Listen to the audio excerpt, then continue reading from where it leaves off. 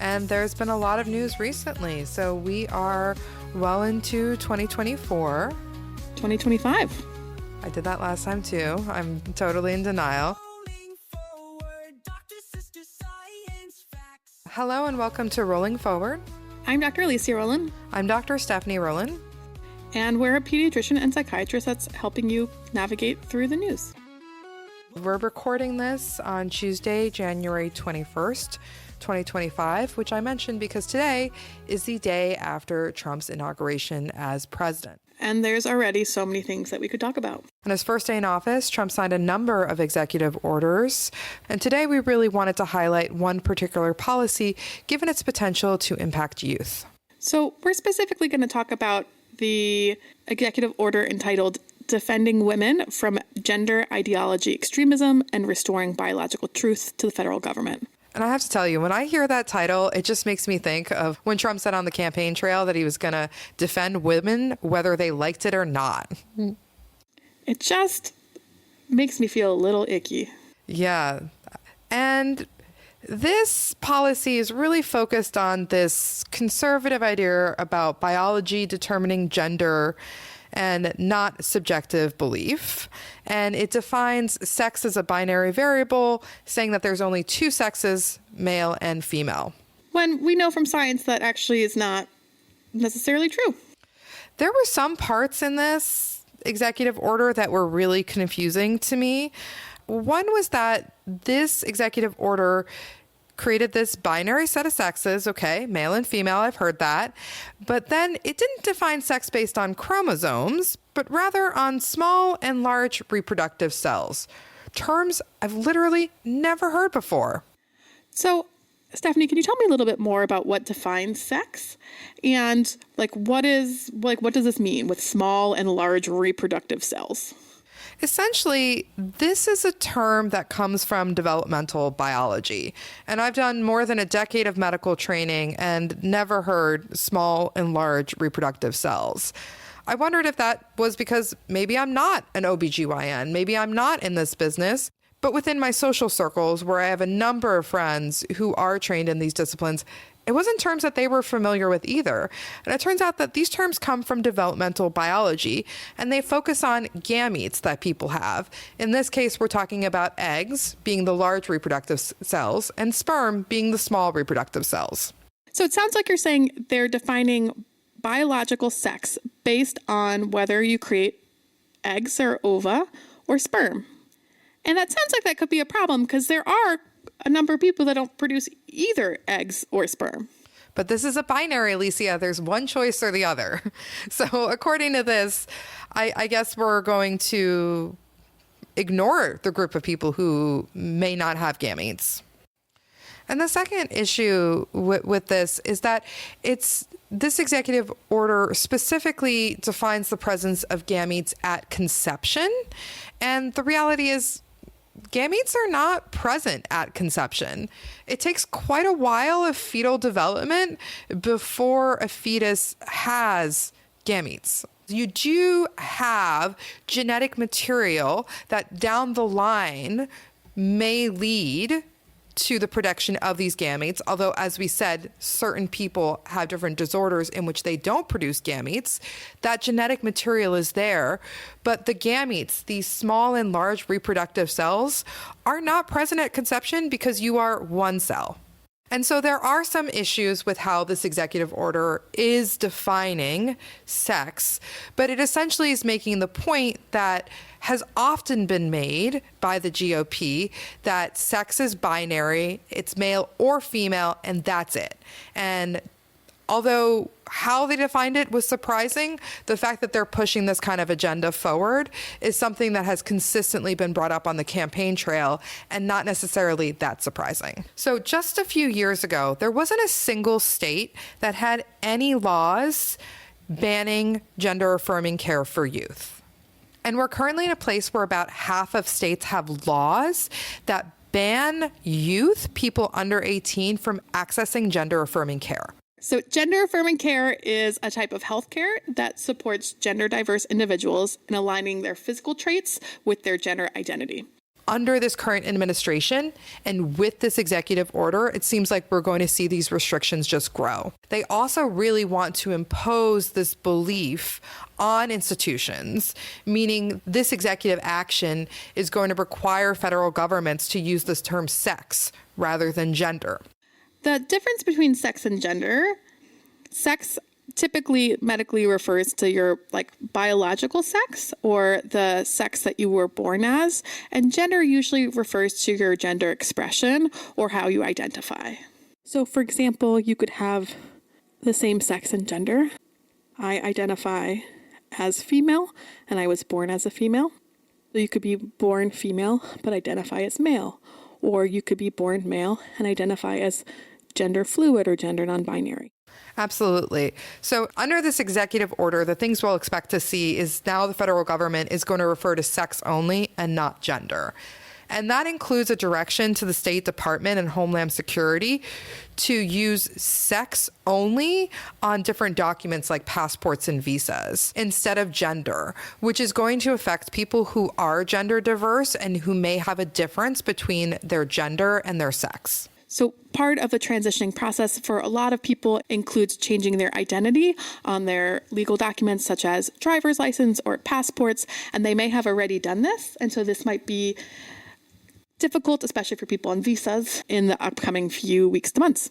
And another part of this executive action is preventing taxpayer funds for being used for gender transition healthcare. So currently there are a number of ways that gender diverse individuals, including gender diverse youth, may be using taxpayer funds for gender affirming healthcare, such as through some of the state funded and federally funded health insurance programs that we've talked about in prior episodes. The executive order will also ban transgender and gender diverse individuals from government-funded single-sex facilities that best align with their gender identity rather than their sex. This includes housing, domestic violence shelters, prisons, etc. It also will put in a requirement that at government workplaces, you will need to be referred to your birth sex pronouns rather than your pronouns of choice. And this is aligned with actions that we've seen recently from people in the GOP. All of these parts of the executive order are targeting gender diverse individuals and trying to limit access to gender affirming care. And this type of medical care is considered safe and medically necessary by major healthcare associations, including the American Academy of Pediatrics, the American Medical Association, and the Endocrine Society. So within medicine, there is consensus over the safety, efficacy, and medical necessity of these types of treatments. One group that we've seen really singled out, and the reason that we chose to focus this episode on this topic is because gender affirming care for youth has become an extremely controversial topic. There's this idea that exposing children to different gender identities or different sexual orientations increases the, quote, risk of them developing these traits or these identities themselves. That is such a backwards statement. Everything about that statement is so backwards. An idea and also a risk. But yes. Trump has made it very clear that his priority is to ban all gender affirming care for minors. And our concern about these bans are, number one, not just denying medically necessary healthcare to kids, but also number two, the impact that that has on kids' mental health. Overall, research suggests that people who are gender diverse, who want and receive gender affirming care, have lower rates of suicide attempts than people who do not receive that care, people who want it and are denied it. So part of the concern with these new restrictions being put in place is how that's going to impact the mental health of youth. There currently is a case in the Supreme Court that's being reviewed called U.S. versus Scarmetti. It is based on the Tennessee ban on gender affirming care for youth. The case was argued at the beginning of December. No opinion or vote has been made public yet, but it does seem like the court is planning to uphold the ban, and the decision is expected by this summer. And we'll be talking about that decision as it comes out. But now for the moment, what I think is important to focus on is how to help support youth. And it's hard to know exactly how many youth are gender diverse, especially with these policies in place that are penalizing families, that are penalizing physicians, that are penalizing people for accessing care. So it can be hard to know, but it's expected that somewhere between 1% to 2% of kids who are 13 to 17 are gender diverse. Very few kids under 13 actually identify as gender diverse, but they tend to be the most talked about in the media. But Alicia, I saw one story on TikTok once by one person about one experience. Is that not everything? All facts. And I've already started to see impacts of this at work. So I provide emergency psychiatric care, and in that setting, I have seen an increase in the number of gender diverse youth coming in reporting depression and suicidal thoughts. I've seen a similar trend in the pediatric emergency department. A large portion of our teens that are presenting with thoughts of suicide or suicidal ideation are identifying as gender diverse. It seems like this is a really dire note that we've been taking a lot of steps backwards in the past few years, in the past few months, in the past week.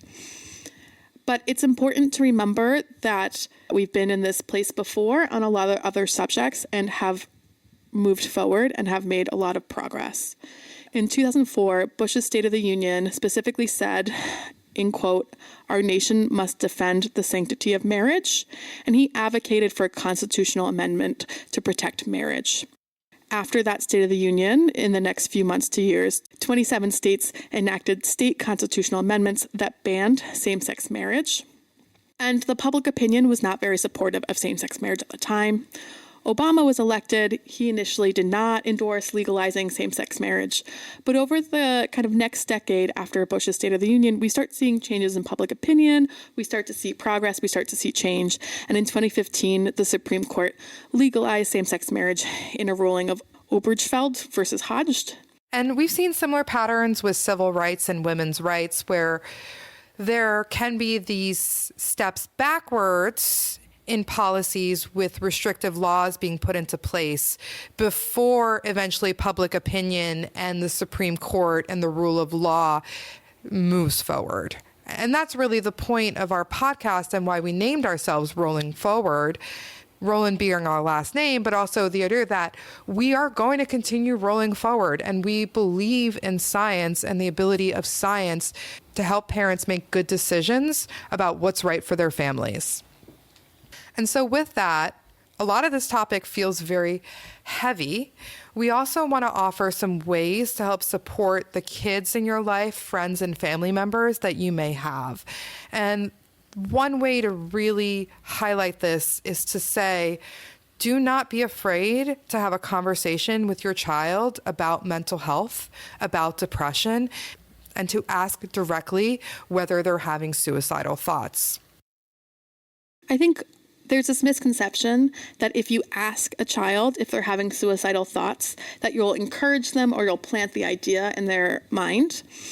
Asking a child about suicide, asking a child if they're having suicidal thoughts does not increase their risk of having suicidal thoughts, does not increase their risk of suicide, and does not plant any ideas in their head.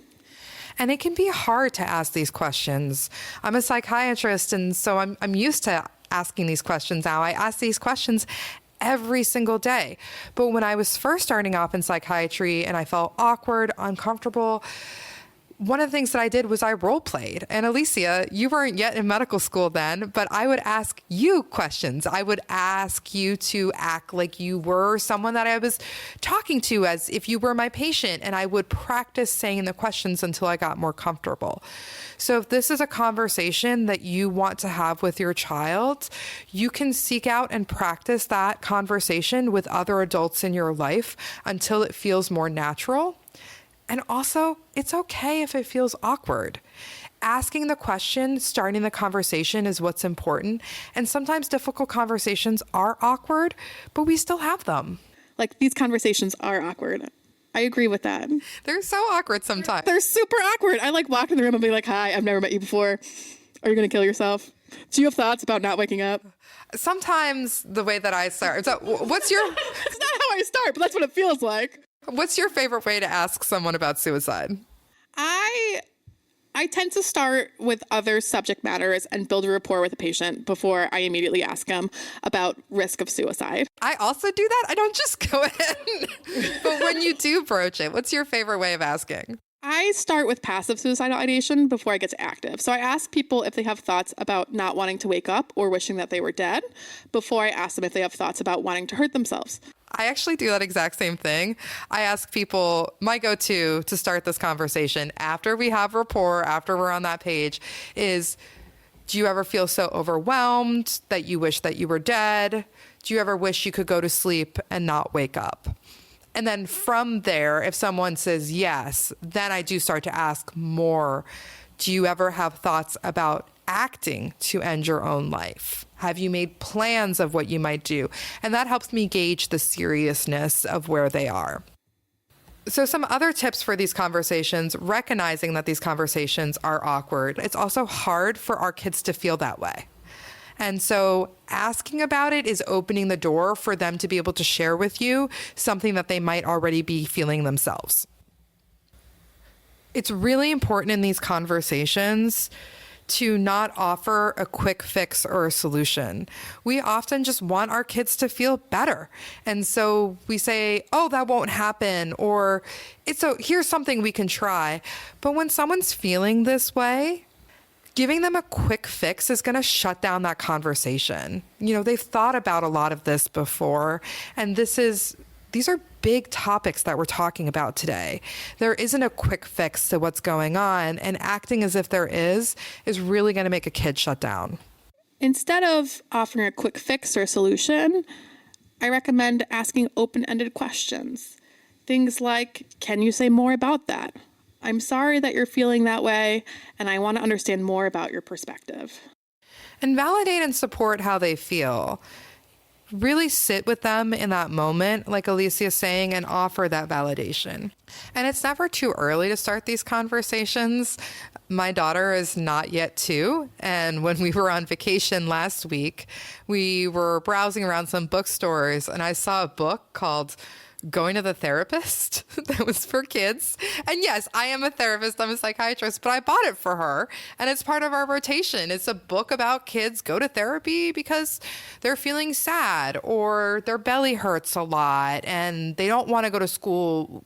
There's all these different scenarios of kids experiencing different challenges and how going to a therapist has helped them. And I think having that in our household, reading that to my 1-year-olds, having her grow up knowing that asking for help is a sign of strength, it's never too early to start these conversations. There's language that you can use, I think, especially for younger kids. You can ask a little bit more about physical symptoms for younger kids. Younger kids tend to get belly aches when they're actually having mental health distress. Belly aches tends to be a big thing in younger kids. And so asking them about tummy aches, if they're getting tummy aches more often, if they're getting more upset, if they feel like they're getting more angry recently, I think for younger kids that can be helpful because they don't really have the knowledge of or the perception of their feelings yet. I think for older kids, it becomes a little bit more nuanced because they have a better understanding. And so you can ask them specific questions like, are you having trouble with sleep? Are you seeing mood changes? Have you been experiencing feelings of hopelessness or feeling trapped or overwhelmed? You know what? Your kid might not be ready to talk. You might get the eye roll and the, oh, mom, and they're not ready, but that's okay. You leave the invitation open. You say, whenever you want to talk, I'm here to listen and support you. I'm not going to judge you. I'll never stop supporting you. No matter what challenges you face, we are a team, and I'm here with you.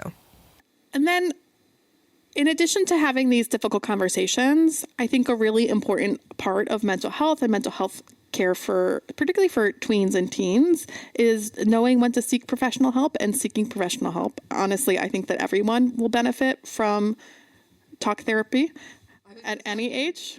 I was just talking to a family member today and recommending, have you thought about therapy? And, different people feel different ways about therapy. Understandably, there's a stigma around mental health care, but therapy is a way that you take care of yourself. You go to the gym. You go to therapy. This is part of self-care. And so if you're noticing things about your child's behavior that is concerning you, reach out for professional help. That doesn't mean that you're a bad parent. That doesn't mean that you've done anything wrong. Mental health is a part of health. In the same way we go to a pediatrician, kids can go to therapy. I just want to say really quickly, it can be really hard to find a therapist that accepts your insurance, that's in your region, that is available for children. The first thing that I always recommend is to flip your insurance card over if you have insurance. There'll be a phone number to call, and they'll help connect you to mental health resources. Absolutely. That is a great tip, to call that number on the back and try to get connected. Different locations also have helplines that you can call for professional help. These used to be known as suicide hotlines, but nowadays there are much more warehouses of mental health support services. So in New York City, where I practice, the suicide hotline has just become a mental health helpline, and they have appointments and different things available. So look for your local hotline and see if you can call and get any support in accessing resources. And you know your child, and you know their baseline, you know what they're like. And I think parents have that spidey sense of when something's wrong. Some of the things that you can look for is if someone is really withdrawing from others or engaging in some type of self-harm. And talking about death and suicide, even if it's joking, those aren't jokes. If somebody's saying it, it's something that they're thinking about. Something to look out for is dramatic changes in your mood, including suddenly being really happy. I think if someone has been very moody and really withdrawn and spending a lot of time alone, and all of a sudden is really happy, engaging in activities, and starting to do things like giving away their possessions, it's a concerning sign. As well as posting about death, dying, suicide, anything like that on social media, talking about it with their friends, I would take actions like that pretty seriously. And then thinking about whether there are changes in substance use, risky behaviors, things like that. Oh, and mood changes, withdrawal, these are things that happen in kids. These are things that happen in adolescence. So it's really looking for things that are dramatic, sudden changes, very out of character. And then my biggest tip with this, and you have heard me say this so many times, my husband has heard me say this so many times, but strike when the iron is cold. So the time to have this conversation is not when the iron is hot and everyone's engaged in a shouting match in the kitchen. That's not the time to be, hey, you want to talk about this executive order, how it's making you feel, and do you think you want to go to sleep and not wake up? The time is not when the iron is hot, energies are high, and people have a lot of affect already. The time to talk about this is when the iron is cold. It's a Saturday afternoon, it's rainy, everyone's kind of sitting around reading, maybe by the fireplace, having a cup of tea, everything's calm, and you ask, hey, I've been wanting to ask you about this. And that's when you bring it up. I feel like car rides are a great time to ask because, one, you're stuck in the car. It's true. And two, not being face to face, but rather being side by side can sometimes be helpful. It's so funny because as someone who trained in New York City, I have never suggested a car ride to anyone. None of my patients ever had cars or car rides.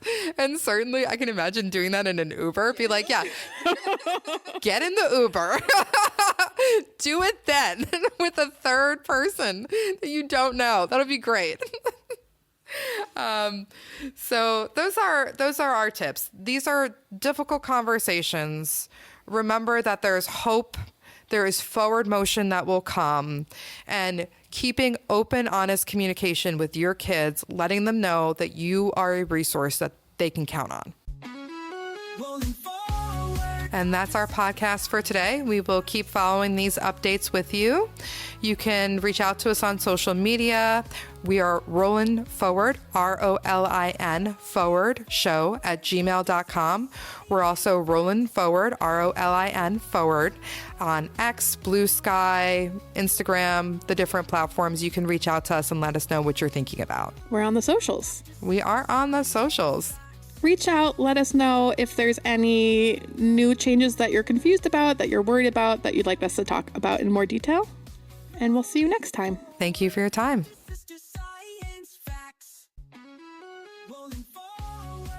You just kept asking me questions that I don't know. I was trying to engage you in a conversation. I think something unique about your bookshelf is that it's really focused on reducing stigma. You have a book about a male nurse. You'll have books about female firefighters. A book everyone poops. Gotta reduce that stigma. Everyone poops.